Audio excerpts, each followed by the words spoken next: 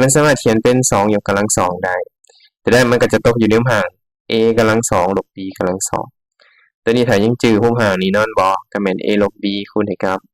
a บวก b แต่ด้านก้อนทั้งเทิงยินดีต้อนรับเนาะเข้าสู่อาจารย์ TC นำมาเบิ่งเนาะผู้ทดสอบเสียงจบสั้นม .4 เนาะโซเคียน2024-2025ข้อที่1เนาะค่าของ x ที่เฮ็ดให้สำนวน x ลบ7ส่วนให้กับ x กำลัง2บวกให้กับ 3x ลบ10บอกกำหนดแม่นข้อใดสังเกตรูปห่างสำนวนบอกกำหนดเนาะ a ส่วน b นี่จะบอกกำหนดเนาะเมื่อ b นี่เท่ากับ0หมายความว่าเขาอยากรู้ว่าสำนวนปกติที่เป็นเลขส่วนเนี่ยบอกกำหนดเพียงแต่เอาพูดเนาะเอาตัวทั้งหลุมเนี่ยไปเท่า0เลยเดี๋ยวนั่นจากโจทย์เห็นบ่ทั้งหลุมเฮาเป็นหยังตัวนี้เห็นบ่เดี๋ยวนั่นสำนวนนี้จะบอกกำหนดเมื่อหยัง x กำลัง2บวก 3x ลบ10นี่ไปเท่ากับ0ที่เหลือแม่นเฮ็ดได้เลยเฮาก็แยกส่วนคูณเนาะ2เล็บแก้สมผลขัน2เอียงคูณกันออก x เนาะ x ตัวนี้ก็แม่น x คูณ x เอียงคูณกันออก10ก็แม่น5กับ2ที่แล้วลบกันออก3พอดี5กับ2ลบกันออก3พอดีก็แม่นดังนั้นเราจะใช้เครื่องหมายบวกอยู่นี่ตัวนี้ต้องเครื่องหมายลบเนาะเพราะว่าลบ5เพราะว่าลบ2เนาะบวก5นี่จึงเท่ากับบวก3พอดีถึงแล้วดังนั้นที่เหลือเฮาจับแต่ละวงเล็บนี้ไปเท่า0ก็แม่น x ลบ2นี่เท่ากับ0อีกอันนึงก็แม่น x บวก5นี่เท่ากับ0เลยเขาก็จะได้ค่า x ออกมาอยู่ x เท่ากับ2 x เท่ากับลบ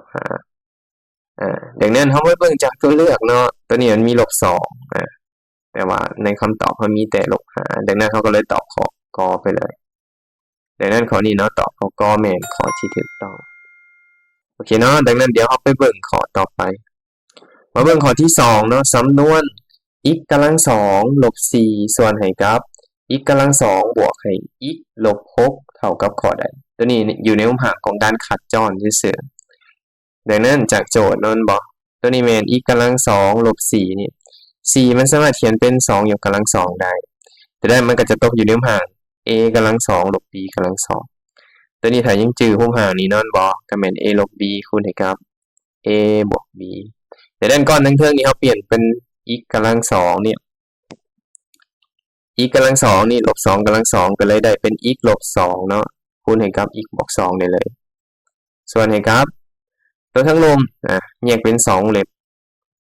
เอียงคูณกันออก x แยกตัวข้างหน้าเนาะก็แม่น x คูณ x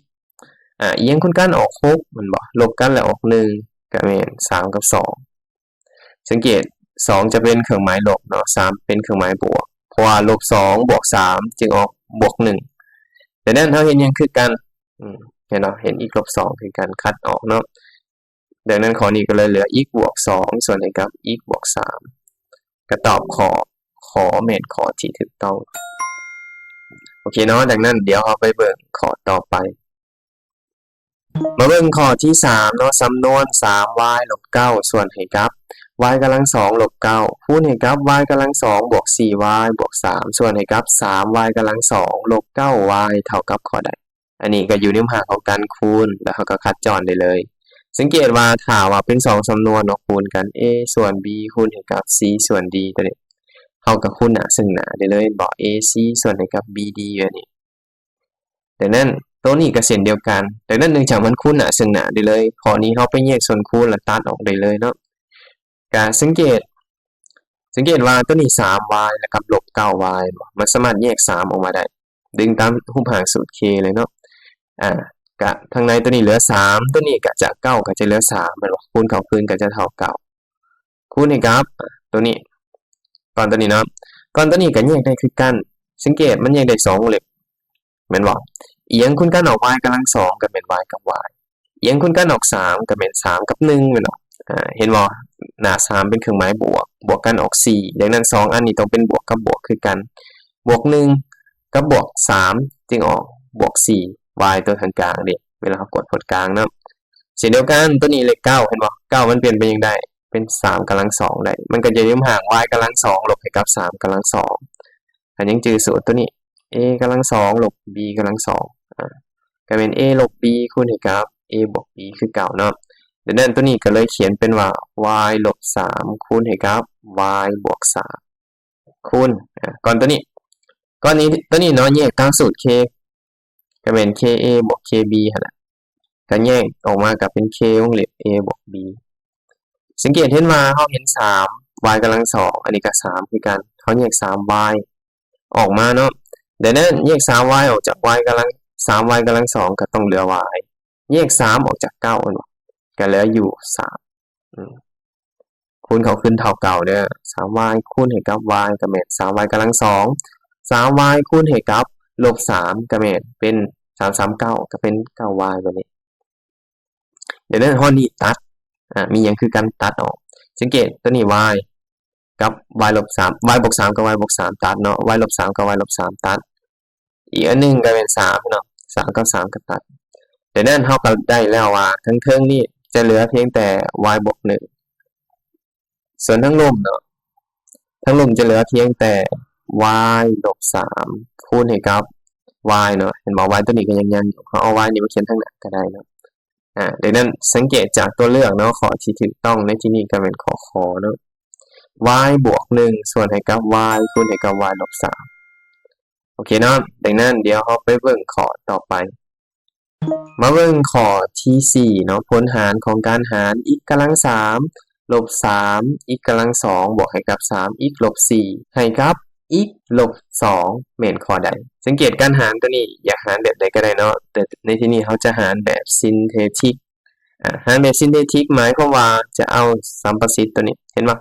ตัวนี้แม่น x กำลัง3เนาะสัมประสิทธิ์มันแม่น1 x กำลัง2สัมประสิทธิ์มันแม่นลบ3 x สัมประสิทธิ์มันแม่น3แล้วก็ตัวที่บ่มี x แม่นลบ4เขียนแบบนี้ไว้ก่อนเนาะเอามาหารเลยหารให้หยังหารให้ x ลบ2 x ลบ2คล้ายๆว่าเขาเอาตัวนี้ไปเท่า0เนาะจะได้ x เท่ากับ2ดังนั้นขั้นตอนการหารก็แม่นเอา1ลงมาเขียนอยู่นี่ก่อนจากนั้นเอา2ตัวนี้เนาะเข้าไปคูณกับ1 2คูณ1ออกอยู่2เอามาเขียนไว้นี่เอามาคิดไล่เนาะลบ3บวกให้กับ2ก็จะออกอยู่ลบ1เอา2ตัวนี้ไปคูณให้กับลบ1ตัวนี้ก็แม่นลบ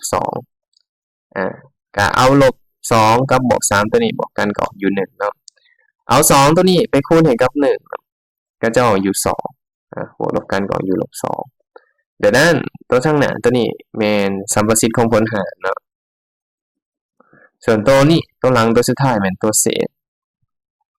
เดี๋ยวนั้นตัวนี้โจทย์อยากได้เพียงแต่ผลหารเนาะก็แม่นสัมประสิทธิ์ของผลหารตัวนี้มันแม่นกำลังหลายสุดมันแม่นกำลัง3เนาะเดี๋ยวนั้นเวลามันหารลงกำลังมันก็จะเหลืออยู่กำลัง2เดี๋ยวนั้น1ตัวนี้ก็แม่นสัมประสิทธิ์ของ x กำลัง2ตัวนี้ก็แม่นสัมประสิทธิ์ของ x ก็แม่นลบ x เลยตัวนี้แม่นสัมประสิทธิ์บ่มี x ก็แม่นบวก1เนาะตัวนี้ก็จะแม่นผลหารหรือเฮาใส่สัญลักษณ์เป็น qx ก็ได้ส่วนตัวเศษเฮาใส่ r เนาะ r เท่ากับลบ2เดี๋ยวด้านข้อนี้ก็ตอบเนาะข้อก็แม่นข้อที่ถูกต้องเนาะโอเคเนาะสำหรับคลิปวิดีโอนี้เนาะก็หมดเพียงเท่านี้เนาะถ้าน้องใดสนใจเนาะเพิ่มร่วมกับสั้นม.4 เนาะม.7 ก็สามารถสอบถามเข้ามาได้สำหรับคลิปวิดีโอนี้เนาะถ้าน้องใดมีคำถามเนาะหรืออยากสอบถามเพิ่มเติมเนาะสามารถคอมเมนต์สอบถามทางลมได้